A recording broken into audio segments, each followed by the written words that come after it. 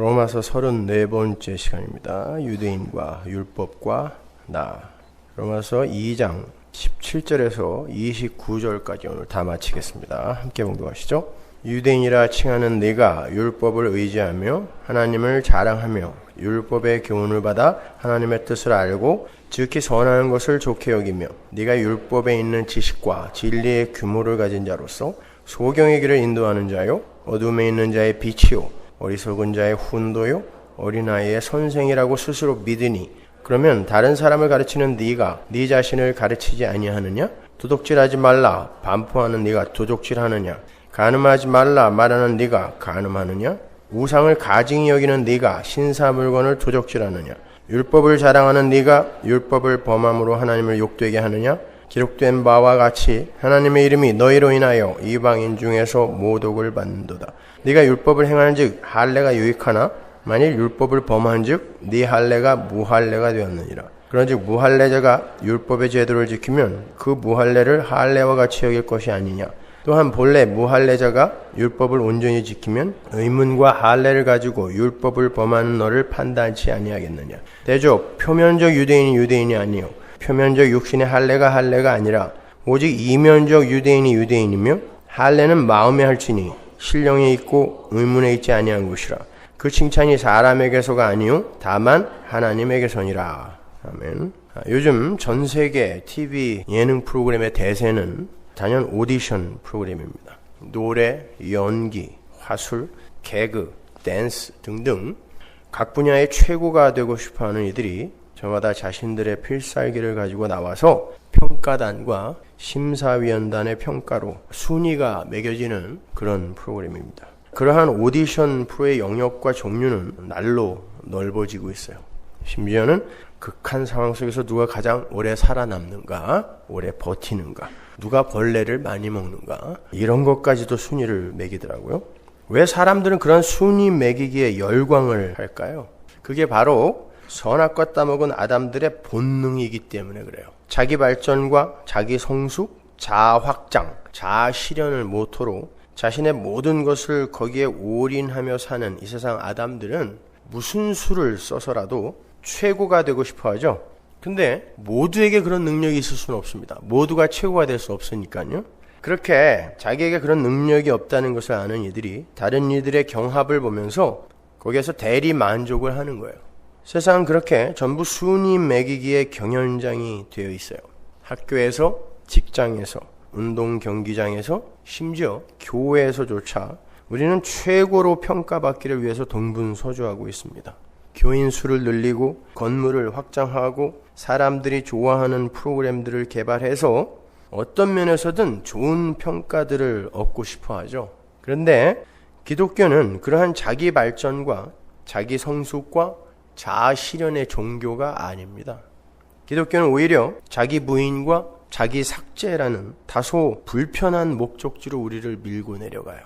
그게 기독교의 정도입니다. 그럼에도 인간들은 기독교 신앙이라는 것을 가지고도 여전히 자기 자랑과 자기 증명, 교회 자랑과 교회 증명에 열을 올리고 있는 거죠.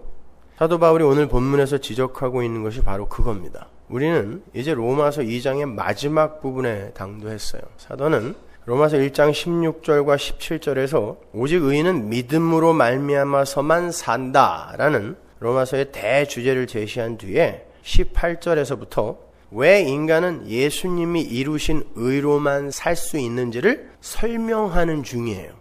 그러니까 여러분이 로마서 1장 18절부터 3장 끝까지 해서 성도에게 주는 권면의 말씀을 찾아내면 안 돼요. 거기는 왜 인간은 예수의 의로만 살 수밖에 없는가를 지적하는 내용이 나오는 거지. 여러분이 이렇게 표피적으로 읽어서 야 그러니까 말로만 하지 말고 행하라는 거구나 이렇게 가시면 안 되는 거란 말입니다.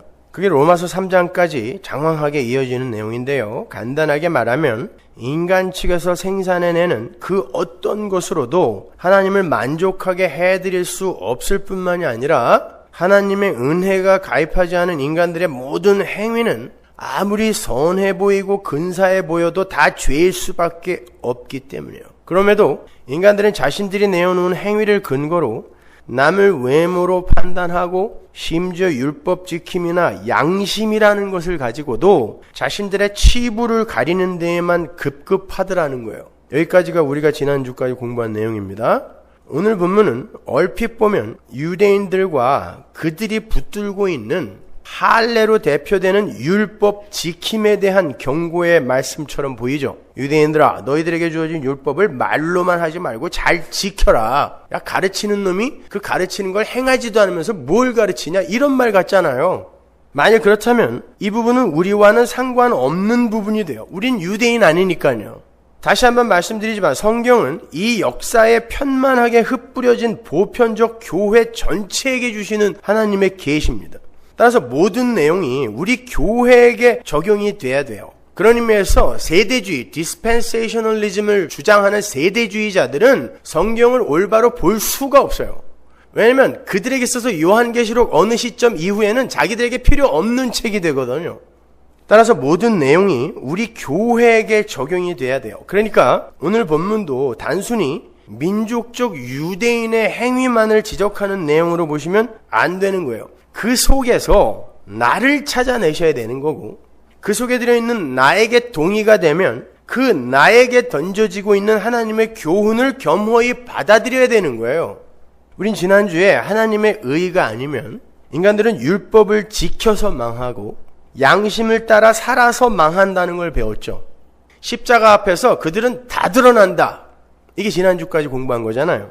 율법은 보편적 아담 군상들의 대표로 택해진 기능적 이스라엘에게, 민족적 이스라엘은 기능적 이스라엘이었습니다. 뭔가를 설명하기 위한 기능적 이스라엘. 그 기능적 이스라엘에게 주어졌던 하나님의 리트머스 시험지였고, 양심은 그 기능적 이스라엘 밖의 모든 인간들에게 주어진 리트머스 시험지였어요.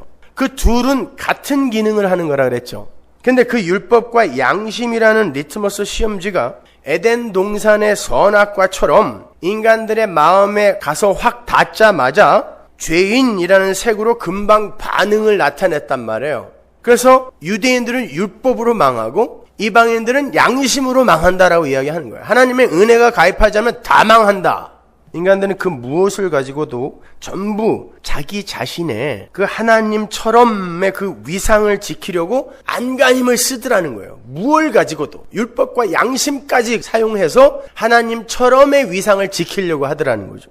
바울은 오늘 본문인 17절부터 그러한 인간들의 어리석음과 우매함을 율법과 그 율법의 총화라고 할 수 있는 할례를 갖고 구체적으로 예를 들어서 설명을 하고 있는 거예요. 그러니까 우리는 오늘 본문을 보면서 민족적 유대인을 떠올릴 게 아니라 우리 안에 율법주의, 우리 안에 유대주의, 우리 안에 인본주의를 찢어내는 하나님의 메스를 받아내야 되는 거예요.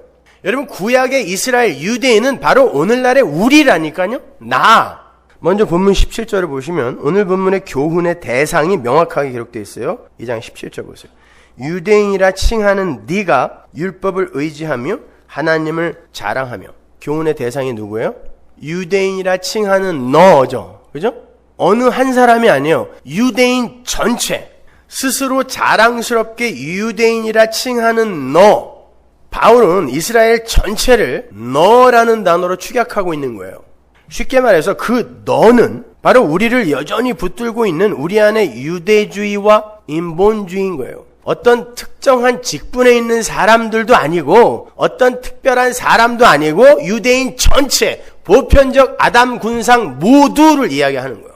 여기에 나오는 유대인이라 칭하는 너라는 그 어구가 요한계시록에도 등장하는데 가볼까요? 계시록 2장 9절. 내가 네 환난과 궁핍을 아노니 실상은 네가 부유한 자니라. 자칭 유대인이라 하는 자들의 회방도 아노니 실상은 유대인이 아니요 사단의 회라. 유대인이라 칭하는 자, 여기 자칭 유대인이 나오죠. 똑같은 거예요. 계시록 3장 9절. 보라, 사단의 회, 곧 자칭 유대인이라 하나 그렇지 않고 거짓말하는 자들 중에서. 보시다시피 유대인이라 칭하는 너, 자칭 유대인은 사단의 회, 사단의 세력을 가리켜요. 그러니까 나는 아니네? 아니요, 내 안에 있는 마귀를 가리키는 거예요. 사단, 마귀는 우리 안에 하나님을 대적하고 나를 왕삼아 살려고 하는 그런 모든 욕구들이 총합해져서 마귀의 세력이라고 하는 거지. 밖에서 찾으려고 하시면 안 돼요. 그렇다고 마귀가 실존적으로 없느냐? 있어요. 있는데 그건 나를 설명하기 위한 하나님의 작품인 것이지 전부 거기에다가 다 책임 전가시키려고 하면 안 돼요. 이 일은 지들이 다 저질러 놓고 전부 마귀가 했다고. 이 김기동 귀신론 아닙니까 이게. 이렇게 율법과 양심으로 자신의 영광과 가치를 챙기고 쌓아서 다른 이들에게 나를 과시하고 자랑하고 싶어하는 인본주의 속의 나, 이게 바로 자칭 유대인이요 사단의 회란 말이에요. 그래서 지금 이런 요한계시록의 내용들이 다 교회에게 던지는 메시지란 말이에요. 교회야, 너희 안에 있는 바로 그거. 교회가 역사 속에서 여전히 갖고 있는 그거. 왜냐면 요한계시록의 7교회는 이 역사 속 교회잖아요, 다. 에서보두, 사빌라, 7교회. 역사 속 교회가 역사 속에서 여전히 품고 있는 어떤 거, 그 마귀적 성향, 이걸 사단의 회라 그래요. 유대인, 자칭 유대인이라고 한단 말입니다. 그게 바로 우리 안에 여전히 혼재하고 있단 말이에요. 그들이 어떻게 자신을 평가하는지 보세요. 유대인의 회, 자칭 유대인이. 로마서 2장 17절, 표준 세번역으로 봅니다. 그런데 스스로 유대 사람이라고 하면서, 이게 자칭 유대인이에요. 율법을 의지하며 하나님을 자랑하며 그분의 뜻을 알며 율법으로 가르침을 받아서 옳고 그른 것을 분간할 줄 안다고 자부하는 사람이 있습니다. 그런데 그런 사람일수록 스스로 눈먼 사람의 길잡이요 어둠 속에 있는 사람의 빛이라고 생각합니다. 율법에서 모든 지식과 진리의 근본을 터득하였다고 하면서 스스로 어리석은 사람의 교사요 어린아이의 선생으로 확신합니다. 누가? 유대인 전체가 다 바로 우리가요. 이 자칭 유대인들의 특징은 우선 내가 교회다라는 자신감이 있어요. 난 구원에 확신이 있어. 요 사람들 있죠. 내가 교회야. 내가 교회가 아니면 누가 교회야? 요거 특징이에요. 사단의 회의 특징. 나야말로 유대인이고 난 자격이 있는 자야. 이게 이스라엘의 선민 사상이었잖아요. 성도는 신앙생활에 연륜이 붙을수록 난 죄인 중에 괴수입니다라는 고백은 할 수 있을지언정 나 정도는 되어야 구원받을 자격이 있지라는 말은 절대 할 수 없는 거예요. 그런데 사단의 회는 자신감이 넘쳐요. 눈에 보이는 자신의 가시적 행위를 갈고 닦아서 자신에게도 타인들에게도 훌륭하고 자랑스러운 존재로 평가를 받고 있거든요. 이게 유대주의였어요. 그죠? 바리새인들이었잖아요, 이게. 구원은, 영생은 외모를 근거로 주어지는 게 아니라 은혜로만 주어지는 건데 기특한 자기의 외모에 자기가 반한 거예요. 그래서 자칭 유대인이에요. 17절에 보면 그들은 율법을 의지하고 하나님을 자랑하기까지 해요. 좋은 거예요. 율법을 의지하고 하나님도 자랑해요. 자기 자랑하지 않아요. 하나님도 자랑하고 하나님의 뜻도 안다고 하고 율법을 잘 공부했기 때문에 무엇이 옳고 무엇이 그르며 무엇이 선하고 무엇이 악한 것인지 잘 분간할 줄 안다고 확신을 해요. 자신의 지식과 양심으로 선과 악의 판단을 스스로 내릴 수 있는 존재가 되었다라는 이야기예요. 이게 좋은 것 같죠, 여러분? 이게 선악과 따먹은 아담이란 말입니다. 분명 다른 이들보다 뛰어난 무언가가 있어요, 이 사람들한테. 근데 그게 인간들이 만들어낸 것이라는 게 문제예요. 그런 이들은 반드시 다른 이들의 행사를 지적하고 가르치려는 선생이요 훈도 역할을 하려 한다는 거예요. 바울은 그걸 지적하는 거예요. 그게 19절과 20절입니다. 자기는 율법도 알고 선악 분별 능력도 뛰어난 성숙한 사람이기 때문에 충분히 소경의 길잡이로 어둠 속에 있는 사람의 빛으로 살 자격이 있다고 믿고 자기가 외모로 판단하기에 아직 어리석어 보이는 이들의 교사가 되려 한다는 거예요. 나에게 이 성숙과 능력이 사유됐다라고 믿는 거예요. 요때부터가 위험한 거예요. 우리가 지난주에 찾아봤죠. 요렇게 높아진 자들을 하나님은 어떻게 한다? 미워한다 그래요. 이게 바로 하나님의 은혜를 충분히 알지 못하는 자들의 전형적인 모습이에요. 사도 바울도 나의 나된 것은 오직 하나님의 은혜다라고 이야기했는데 사단의 회는 자기의 됨됨이나 지식 정도를 자신이 사유해서 남에게 나누어 줄 수 있는 것으로 착각하더라는 거예요. 그게 선생이지 뭐예요. 사도는 21절부터 자칭 유대인이라 하는 인본주의자들의 실체를 확 까벌려 버립니다. 21절 보세요. 그러면 다른 사람을 가르치는 네가 네 자신을 가르치지 아니하느냐? 도적질하지 말라 반포하는 네가 도적질하느냐? 간음하지 말라 말하는 네가 간음하느냐? 우상을 가증히 여기는 네가 신사 물건을 도적질하느냐? 이게 정확히 번역하면 신성모독이란 뜻이에요. 율법을 자랑하는 네가 율법을 범함으로 하나님을 욕되게 하느냐? 기록된 바와 같이 하나님의 이름이 너희로 인하여 이방인 중에서 모독을 받는도다. 사도는 그렇게 자신만만하게 자신들의 선함과 잘남과 유식함을 자랑하던 유대주의를 향해서 야, 이 도둑놈들아, 이 음란한 놈들아 라고 일가를 하는 거예요. 이 대목도 마치 우리가 지난주에 공부한 부분처럼 말만 하지 말고 지켜 행하라. 너는 가르치면서 어떻게 네가 안 지키니? 이런 말같이 보이잖아요. 지금 이 혼란의 대상이 누구였어요? 유대인이라 칭하는 너, 유대인 전체예요. 그럼 유대인 전체가 도둑놈이란 말이에요? 유대인 전체가 간음했단 말이에요? 이건 보편적 인간 전체의 본질을 드러내는 거란 말입니다. 내가 바로 그런 자들이라는 거예요. 사도는 지금 그러한 죄의 세목을 지적하는 게 아니에요. 우리가 지난주에 공부한 로마서 2장 13절에 율법을 듣는 자가 되지 말고 행하는 자가 되라라는 말씀이 어떤 말씀이었어요? 지금 예수님의 의만이 너희들을 살릴 수 있다라는 걸 설명하는 사도 바울이 또다시 인간들의 율법 지킴, 행함을 강조할 리는 없잖아요. 진짜 율법 지키는 게 뭐라 그랬죠? 율법은 왜 주어졌다? 우리의 죄를 드러내기 위해 주어졌다 그러죠. 사도 바울이 반복해서. 그럼 율법을 올바로 행하는 게 뭐예요? 내가 죄인 중에 괴수 맞습니다라고 낮아지는 거, 겸손해지는 거, 이게 율법을 행하는 거란 말입니다. 근데 그 율법을 갖고 지켜서 나 잘했죠? 라고 올라가니까 사도가 네가 그거 지금 율법 지키는 거야? 라고 반어법으로 일가를 한 거란 말이죠. 그럼 여기서도 똑같은 내용이 지금 이어져야 되잖아요. 똑같은 내러티브니까요, 지금. 그러한 내러티브에 이어지는 오늘 본문의 내용도 너희는 말만 번드르르하게 하지 말고 너희가 가르치는 대로 잘 행해야 진짜 선생이다 라는 내용일 수가 없는 거예요.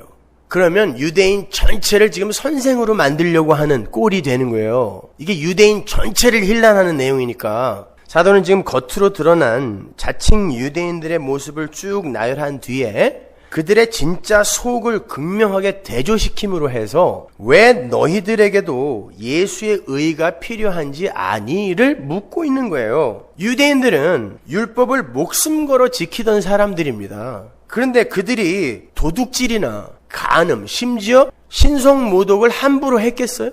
이거 지금 유대인 전체에게 하는 이야기란 말이에요. 근데 사도는 알고 있었던 거예요. 도둑질이나 간음이나 신성모독은 겉으로 드러난 행위를 근거로 판단이 되는 게 아니라 자아숭배라는 죄 속에서 태어난 모든 인간들은 다 도둑놈이고 간음한 자며 신성모독자들이라는 걸 지적하는 거예요. 성경은 11조를 온전히 드리지 않아도 도둑질했다 그러죠. 남의 걸 탐내는 거 도둑질이에요. 훔치지 않았어도 도둑질이라고 그래요. 성경이. 우리 게 아닌데 이 전체가 하나님 건데 이걸 내 소유 삼아 사는 모두가 다 도둑질하는 거예요. 다 하나님 거거든요. 이거 간음, 하나님만을 사랑해야 하는 신부가 이 땅에 내려와서 하나님 말고 다른 것들을 사랑하고 있으니까 다 간음이죠. 그 전체를 신성모독이라고 한단 말입니다. 그런데 너희들의 본질이 그런데 지금도 그렇게 살고 있으면서 니들이 무슨 선생이요 훈도가 되겠다고 그러냐 이 이야기 하는 거예요.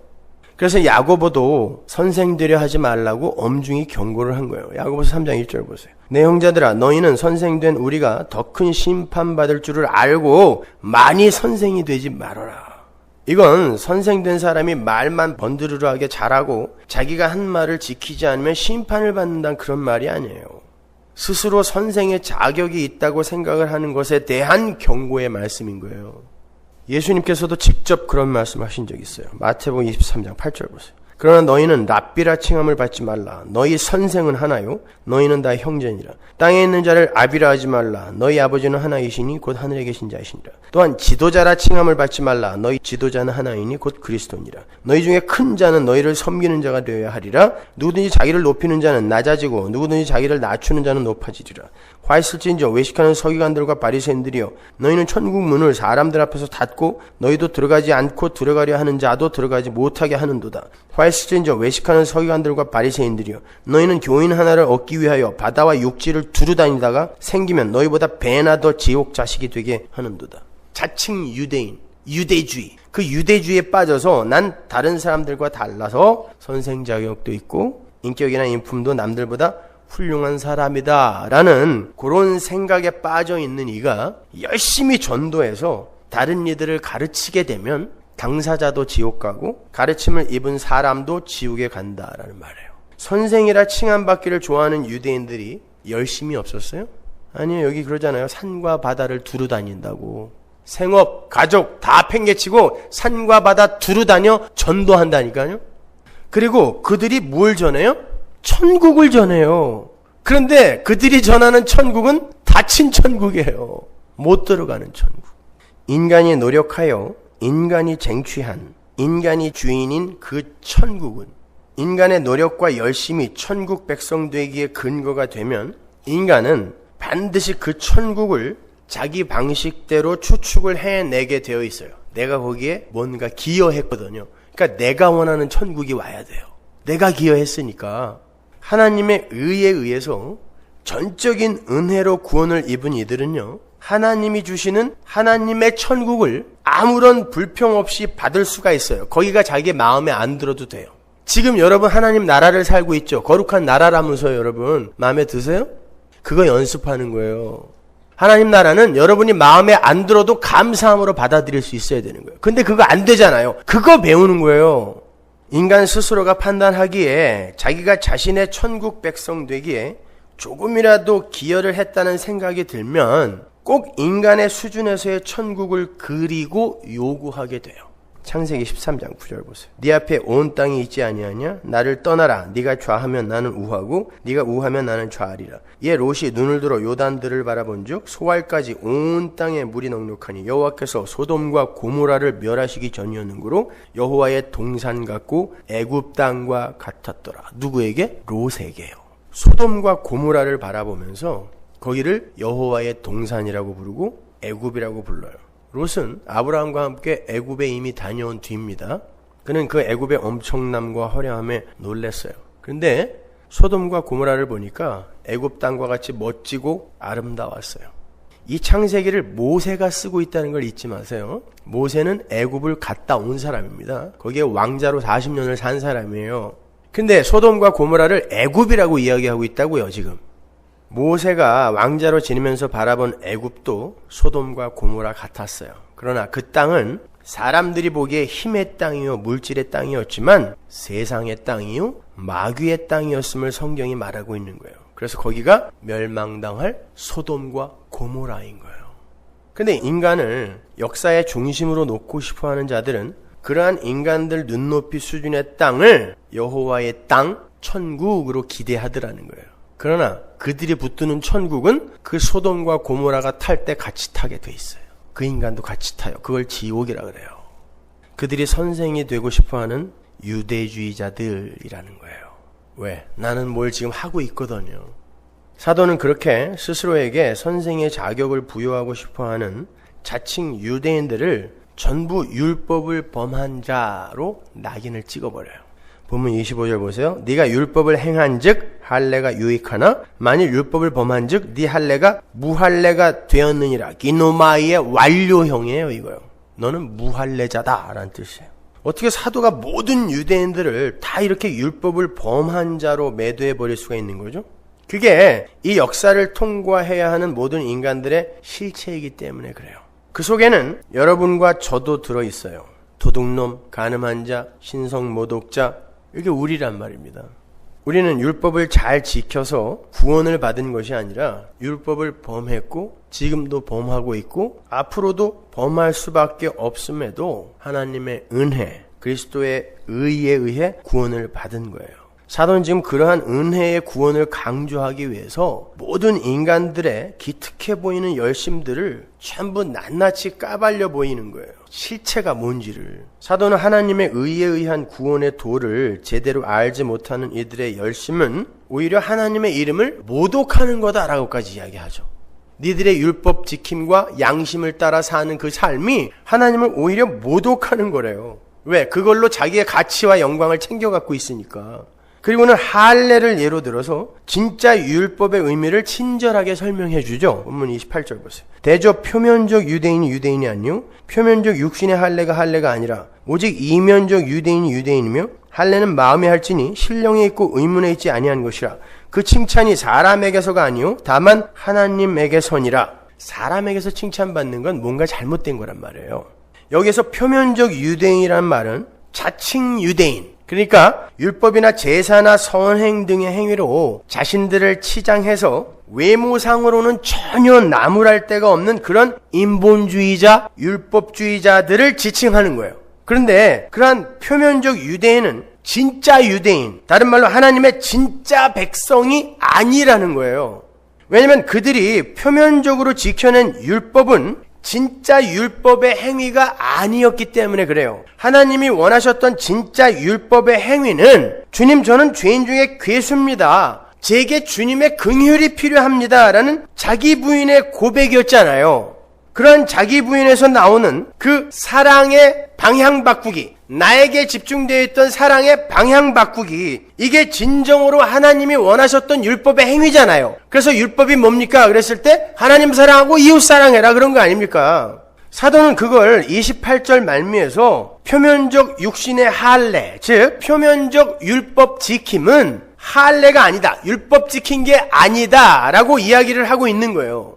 왜 율법의 상징으로, 그 율법의 표상으로 할례를 들고 있느냐 하면, 율법이라는 건 할례 받은 이스라엘 민족에게만 주어졌던 것이기 때문이기도 하지만, 그 할례라는 의식 속에 진짜 율법 지킴이 무엇인지가 명확하게 나타나 있기 때문에 그런 거예요. 갈라디아서 5장 3절 보세요. 내가 할례를 받는 각 사람에게 다시 증거하노니 그는 율법 전체를 행할 의무를 가진 자라. 할례와 율법을 같이 떠올리고 이야기하고 있어요. 율법 안에서 의롭다함을 얻으려 하는 너희는 그리스도에게서 끊어지고 은혜에서 떨어진 자로다. 이 끊어지다가 잘라내다거든요. 할례로 고추끝 잘라내고 야 이게 진짜 선민이다라고 하는 놈은 예수에게서 잘라진다는 뜻이에요. 할례는 율법이고 율법이 할례예요. 그런데 바울이 율법, 즉 할례로 의롭다함을 얻으려 하는 자들은 그리스도에게서 끊어진 자이고 은혜에서 떨어진 자라고 한단 말입니다. 그래서 바울이 율법을 대표하는 할례를 예로 들어서 율법 지킴으로 자신의 가치와 영광을 챙기려 하는 유대인들, 아니 우리 안에 유대주의와 인본주의를 폭격해버리는 거예요. 이스라엘은 난지 8일 된 남자아기의 고추끝을 자르는 할례 의식이 자기들의 선민됨을 확고히 확증해 주는 것으로 여겼어요. 그래서 유대인 이외에 다른 타 민족들을 할례 받지 못한 자라고 부르죠.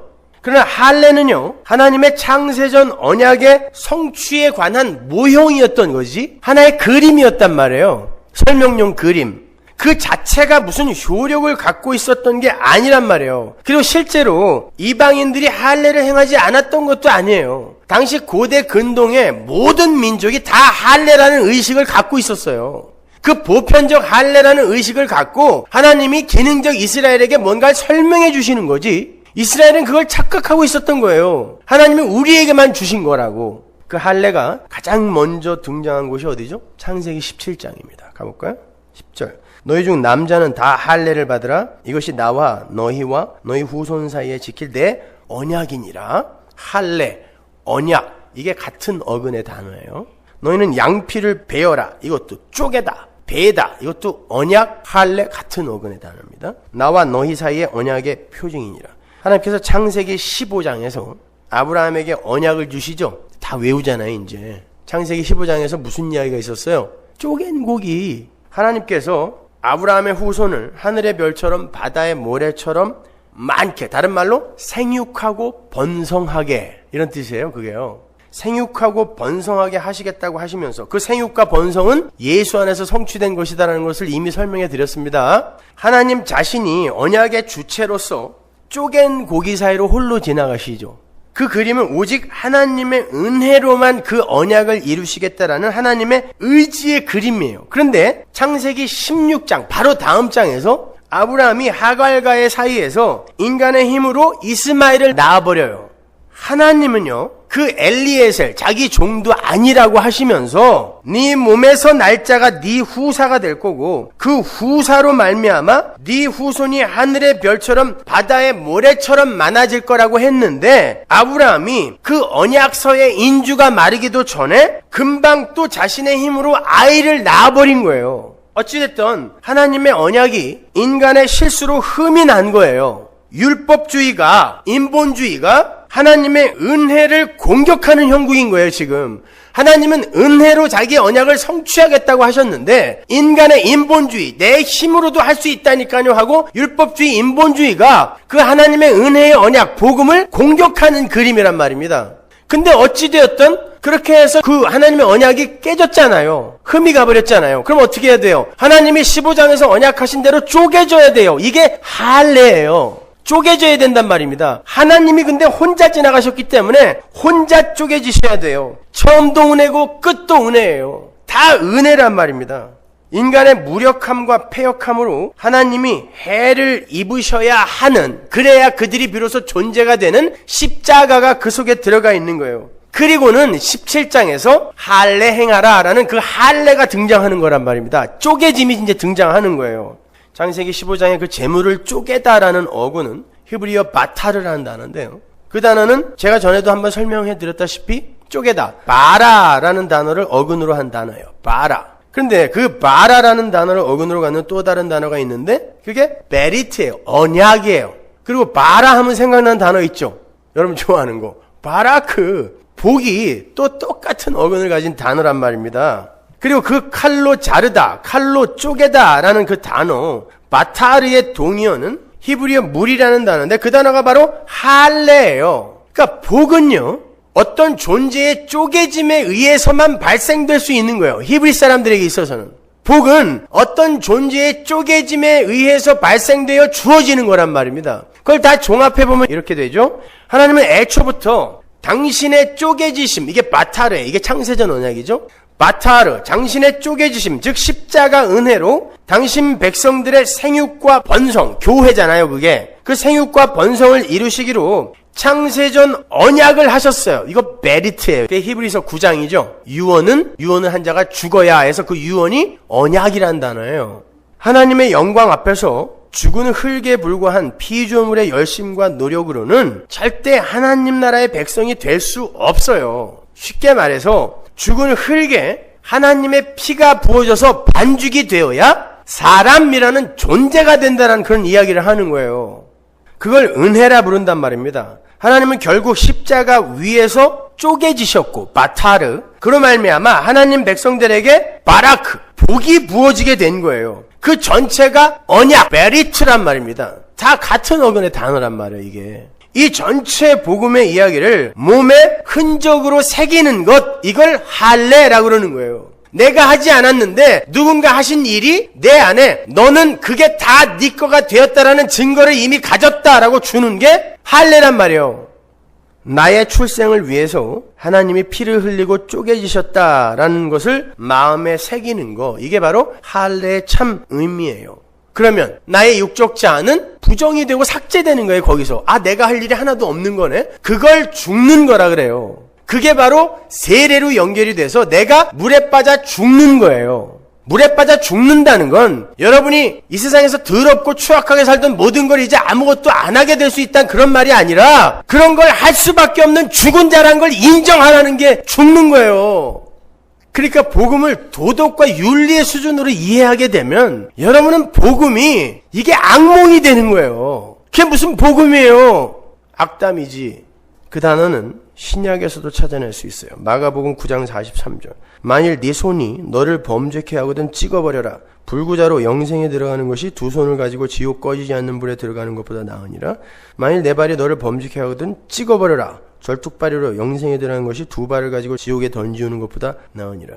여기서 찍어버리다 라고 번역이 된 헬라어 아포콥토가 자르다, 베어버리다 라는 뜻의 제사 용어예요. 갈라디아서 3장 2절에 손할례당이라고 번역이 되어 있는 헬라어 카타토메와 혼용해서 쓰는 단어예요. 이게 할례라는 단어란 말입니다. 그러니까 원래 할례, 베어내기, 찍어버리는 거, 이건 누구에게 행해져야 되는 거예요? 나요, 나.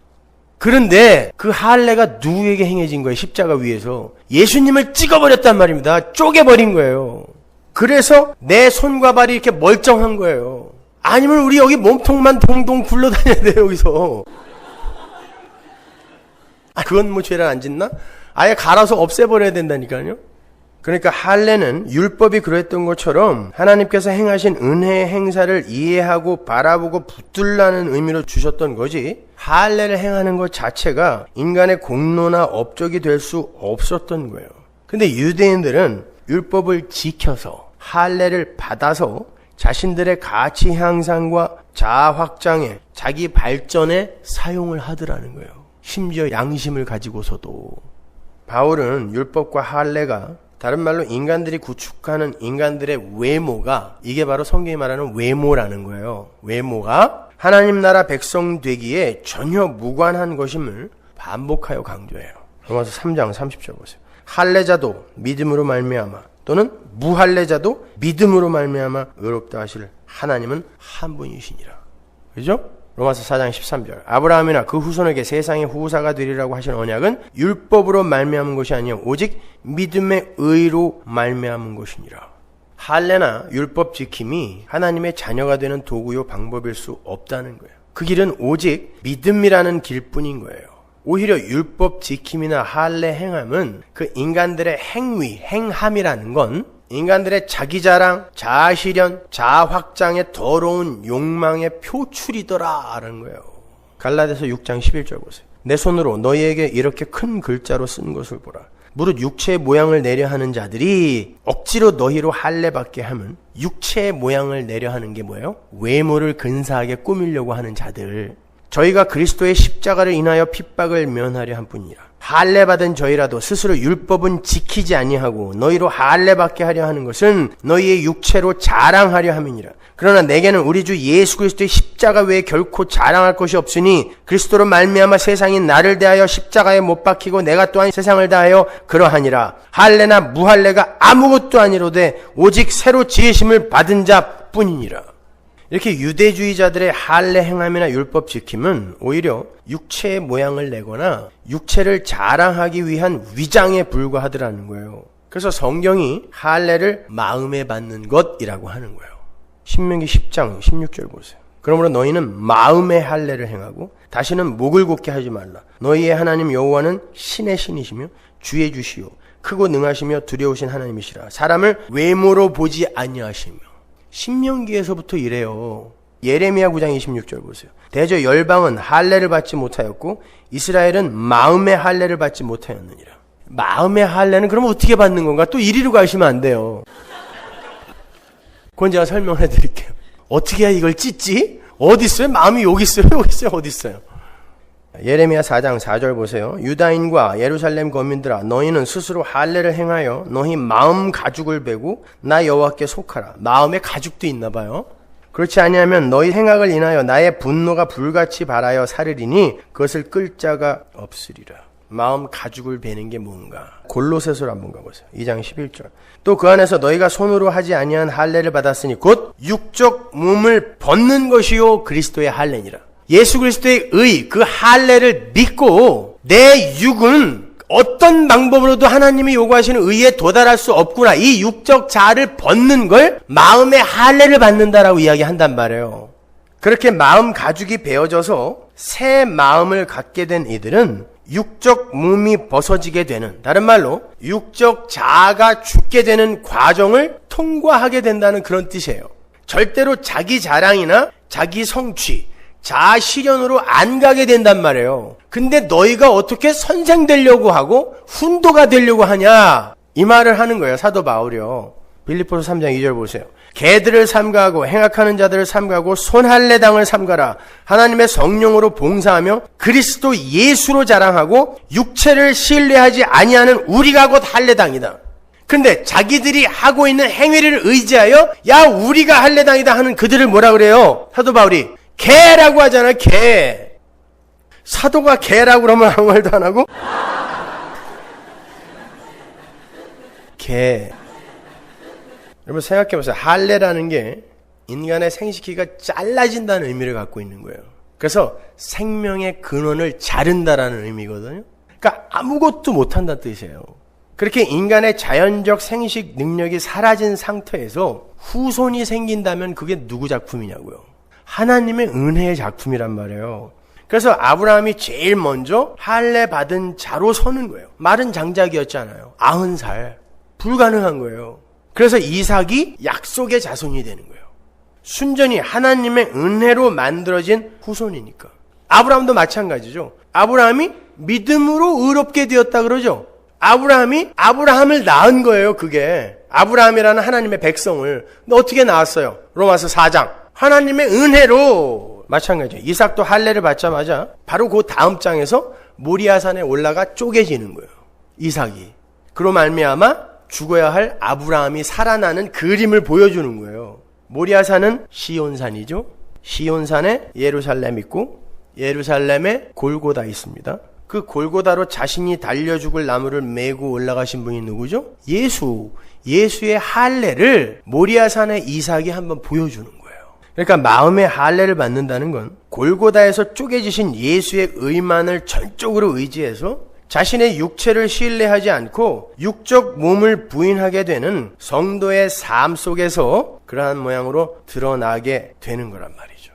야곱 마찬가지죠. 환도뼈가 뭐라 그랬어요? 남자의 씨가 담긴 그릇이란 뜻이에요. 원래의 뜻이. 남자의 씨가 담긴 그릇. 근데 그 씨가 뭐죠? 구약성경에서 제라. 갈라디아서 3장 16절에서 자손을 여럿이라 하지 않고 오직 한 사람 예수 그리스도라고 하죠. 예수 그리스도가 죽고 야곱이 이스라엘이 되는 거예요. 이게 예수의 할례 이야기란 말입니다. 아브라함, 이삭, 야곱 그들에게 언약이 성취되는 거예요. 하나님의 언약이. 그리고 그러한 아브라함과 이삭과 야곱의 후손인 이스라엘이 홍해 저주의 물을 쪼개고, 이게 쪼개단 말이에요. 똑같이 쪼개고 건너가서 사는 거예요. 또 여러분, 불교나 유교나 노자나 장자, 심지어 힌두교까지도 모두 보다 나은 인간이 되는 걸 목표로 해요.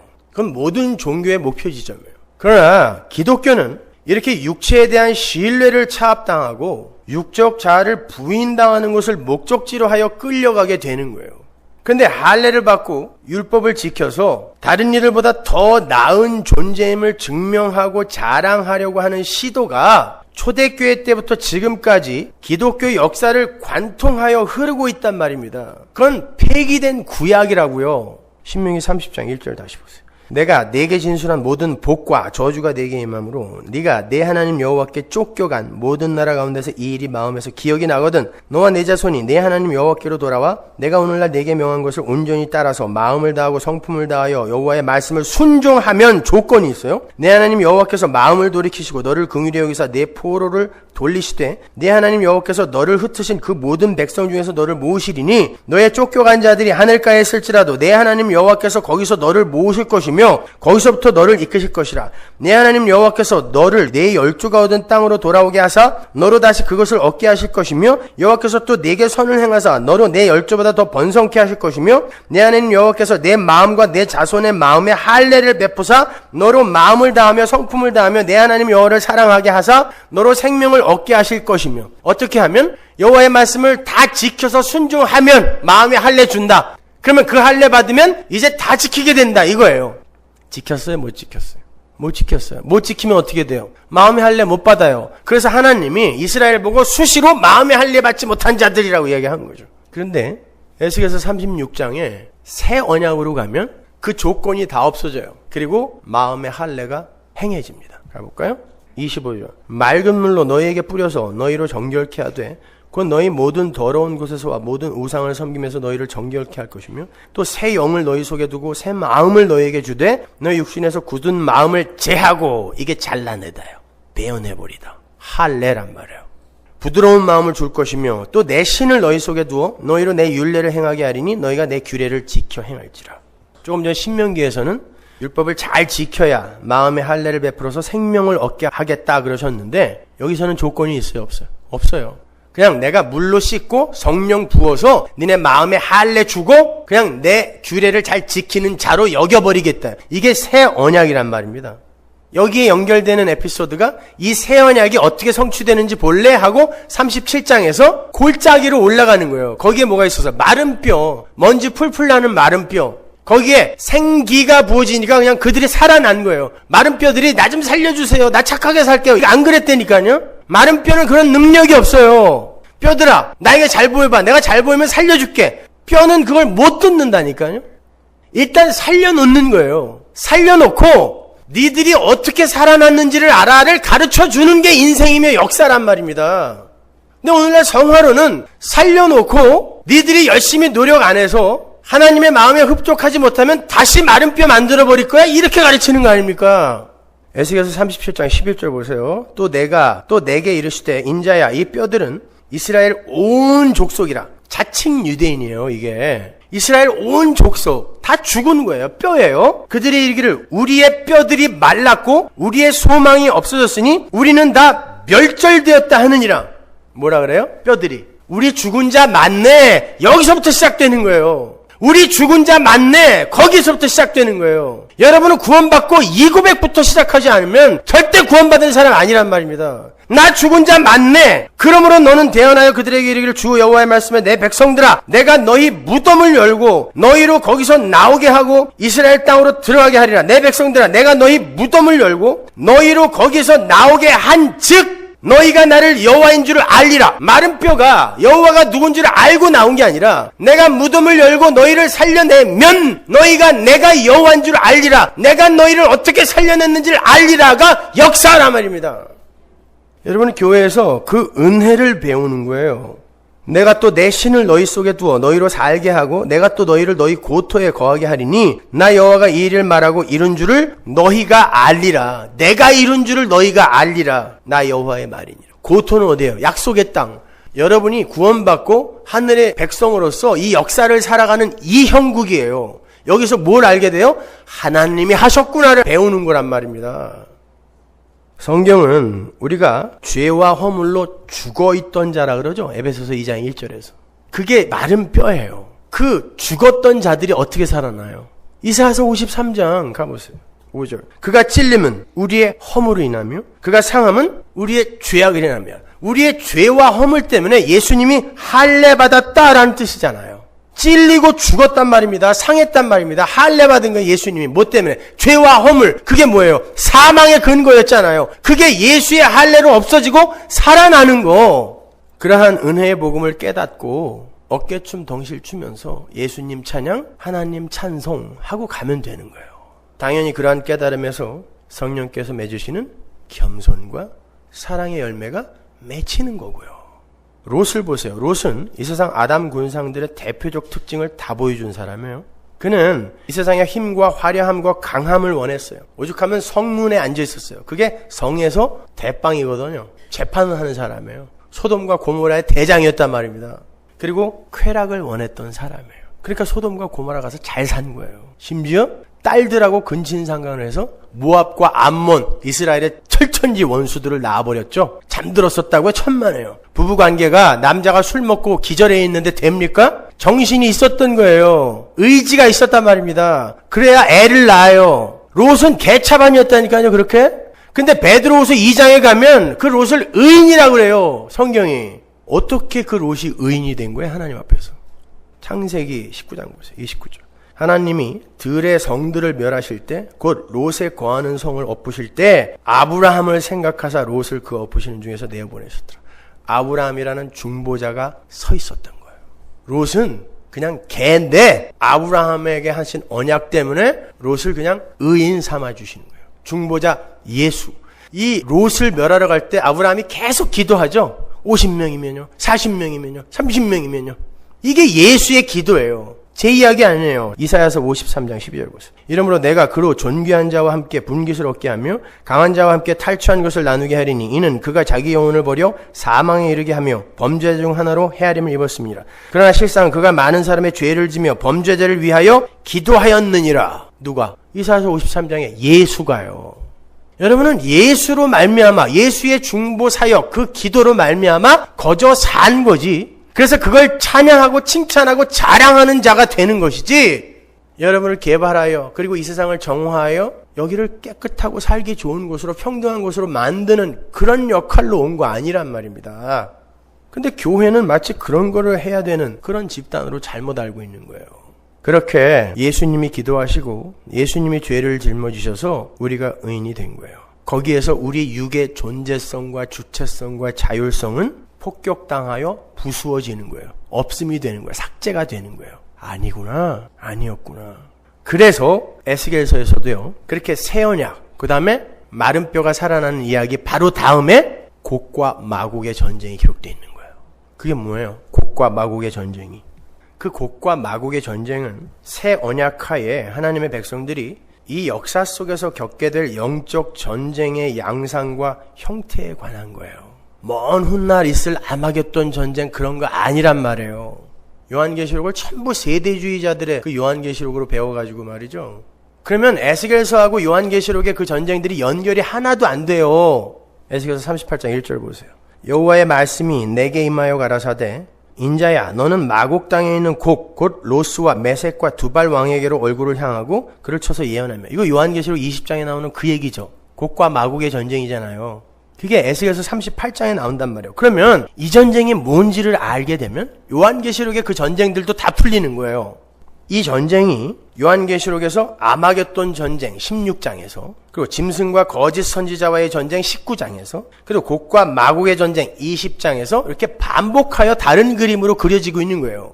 그 요한계시록의 전쟁의 이야기는 전부 에스겔서 38장 이하에서 그려지고 있는 내용을 다 인용해다가 묘사하죠. 고기를 뜯어 먹어라 뭐하라, 이게 다 에스겔서 38장 이하에 나오는 이야기들이란 말입니다. 근데 그 전쟁을 누가 주도하는지 보세요. 마귀가 사람들 모아서 침공해 들어오는 거 아니에요. 보세요. 15절 네가 네 고토 극한 북방에서 많은 백성 곧 다 말을 탄 큰 떼와 능한 군대와 함께 오되 구름이 땅에 덮인같이 내 백성 이스라엘을 치러 오리라. 고가 끝날에 내가 너를 이끌어다가 내 땅을 치게 하리니 이는 내가 너로 말미암아 이방 사람의 목전에서 내 거룩함을 나타내어 그들로 다 나를 알게 하려 함이니라. 하나님께서 곡을 불러오셔서 당신 백성들을 치게 하시죠. 그 전쟁을 누가 일으키는 거예요? 하나님이 일으키는 거란 말입니다. 이걸 무협지처럼 무슨 독수리 오형제 이야기처럼 저기 외계의 나쁜 놈들이 마귀와 함께 우주 구석에서 몰려있다가 나중에 마지막 날 하나님의 백성들 다 치러오고 이런 이야기로 이해하시면 안 되는 거예요. 지금 여러분의 인생에서, 아니 에덴에서부터 일어났던 그 전쟁 이야기하는 거예요. 그 뱀에서부터 시작됐던 그 전쟁을 하나님이 일으키셨다니까요. 뱀 누가 보낸 거예요? 하나님이 보낸 거란 말입니다. 왜? 당신의 교회에게, 아담에게 뭘 가르쳐 주시기 위해서 그런 거란 말입니다. 자, 이 모습이 바로 우리가 지난 수요일에 공부를 한 의를 위하여 핍박을 받는 성도의 모습이에요. 그런데 그 핍박에 성도가 어떻게 되죠? 핍박 받다가 저요, 십자가에 달려 죽어요. 그래서 두 증인이 요한계시록에서 죽는 거예요. 바벨론 길가에서. 한마디로 고객에 진단 말이에요. 하나님이 가서 패라라고 보냈기 때문에 져요.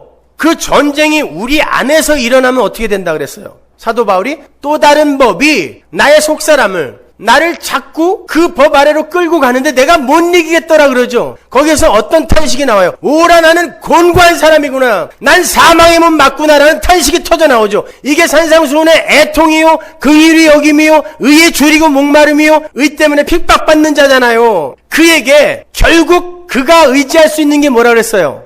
내가 그리스도 예수로 말미암아 감사하노라로 연결이 되는 거란 말입니다. 내가 죽고 예수의 의, 예수의 십자가만 오롯이 드러나게 되는 거예요. 그걸 승리라 그래요, 성경이. 그걸 이긴다라 그래요. 여러분이 꾹 참고 이를 악물어서 하나님 잘 참았죠? 이게 승리가 아니라 애통하는 자로 내려가서 예수의 의를 붙드는 자가 승리란 말입니다. 야곱처럼 끝까지 하나님을 이겨먹으려고 하는데 하나님이 당신의 아들 환도뼈 부수고 죽는 날까지 하나님이라는 지팡이만 의지하여 살게 만드는 이게 성도의 인생이란 말이에요. 잘 보세요. 곡이 어디서 와요? 북방에서 온다 그러죠. 그 북방이라는 단어가 히브리어 자폰인데 성경 안에 그 단어가 몇 개 안 나와요. 근데 그 단어가 쓰인 곳을 제가 찾아드릴게요. 이사야서 14장 12절.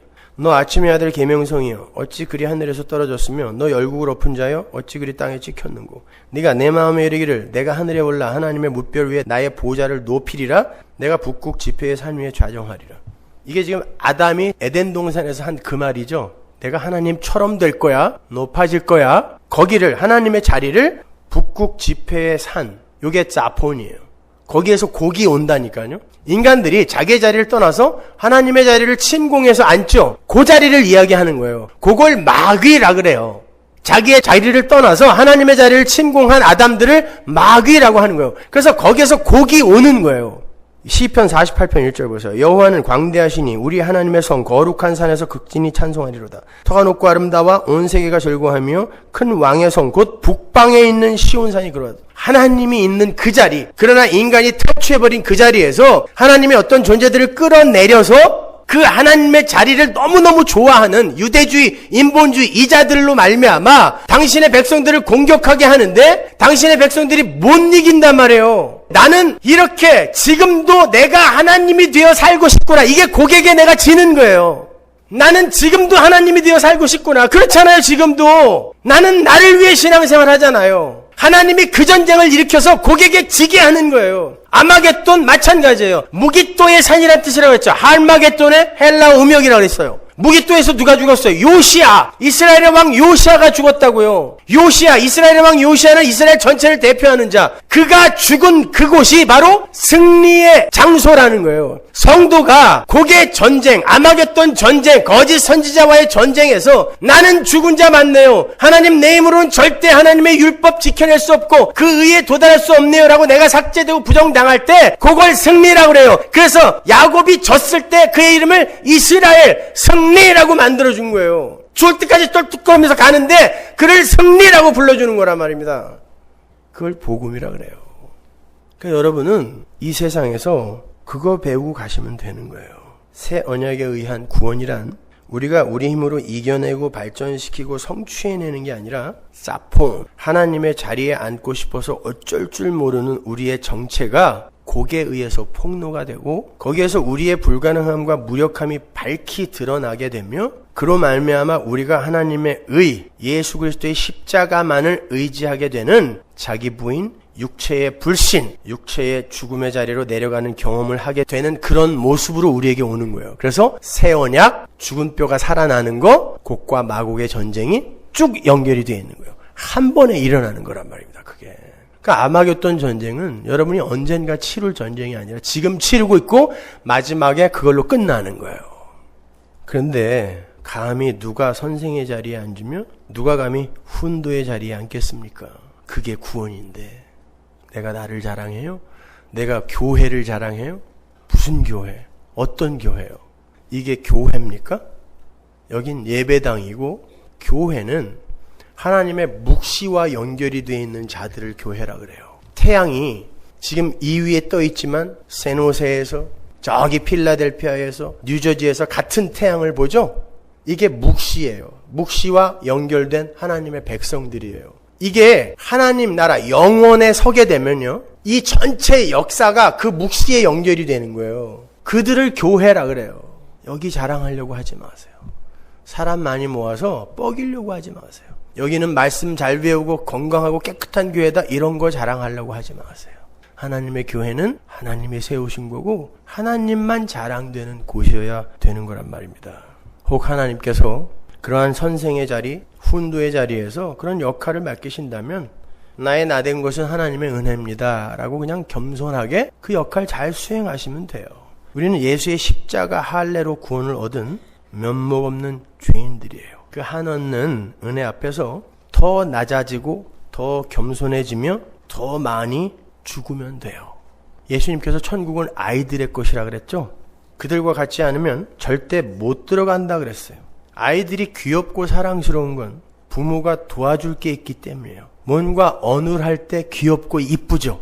아기가 무슨 세계 경제 동향이나 오바마의 정치 성향, 이슬람 순위파의 계보 이런 걸 우리에게 얘기하면 여러분 걔가 귀여워요? 사랑스럽습니까? 아기에게 배우세요. 부모 의존성. 그래야 우리 아버지가 기저귀 갈아주시면서 또 긍휼과 은혜에 전 물리시면서 행복하고 기뻐하시죠.